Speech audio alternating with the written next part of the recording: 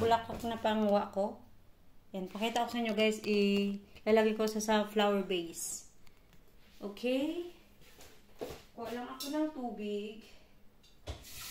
Dahil nga, guguntingin natin yan siya.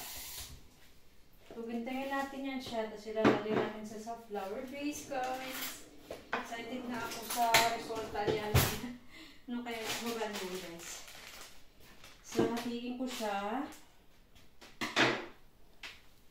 So, unahin natin yung violet. Kasi, yung mga huli, yan. Yan. Yan tayong puti. Diyan lang muna yan. Yung iba, naputol na siya. So, guntingin natin yung iba. Yung mga putol na guys, guntingin natin. Okay.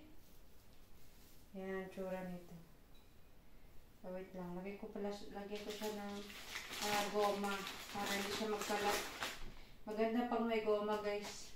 Palutin nyo to para hindi siya magkalat. Yan. Yan, ganyan.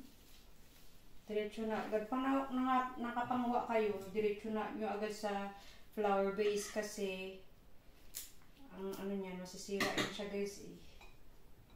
Di iba yung anong tsura niya. Lalatoy siya. Katulad nito, oo, iba na tsura niya, oh. Iba na tsura ng ano, oh.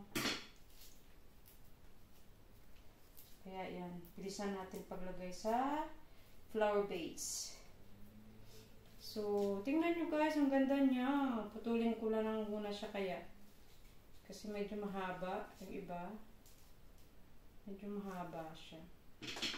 Wait lang. Putulin natin. Yung iba putulin na pala siya. Oo, so putulin na natin. Ayan. See? Tagilid natin. Tapos balutan natin siya ng goma.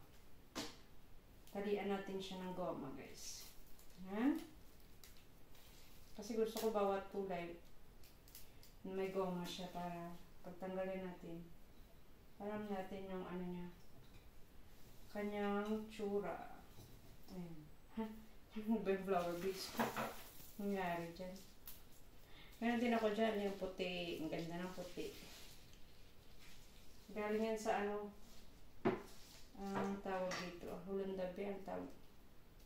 Tiko man tong ano niya, pagkatubo ng bulaklak niya, puti.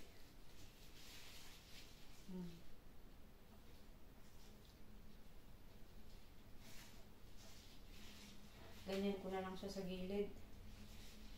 Kasi, parang hindi siya magkasya, oh. Ayan, ganyan. Tapos, yung the rest, ito binalutan ko na kasi ito ipit ng buhok ko to eh. Tinanggal ko, inano ko siya.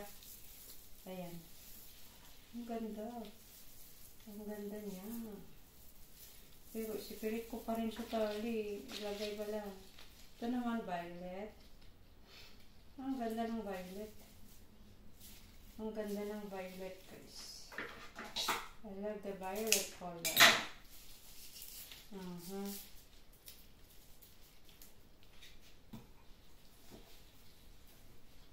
ang ganda ng violet. Sunod natin yung red.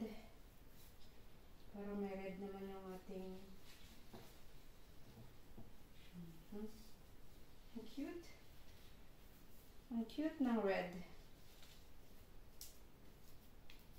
Ang cute ng red guys. Dito naman sa isa. Sa kabila. Yan.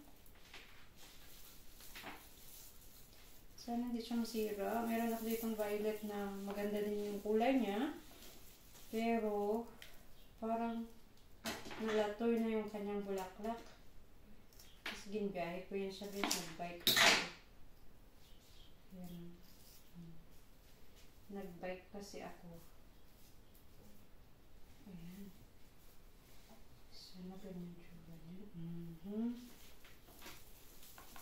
So, pag matagal ang buhay nito, manguha ako ulit. Itong ano niya, oh, ganda rin ito. Para siyang humay. Ano?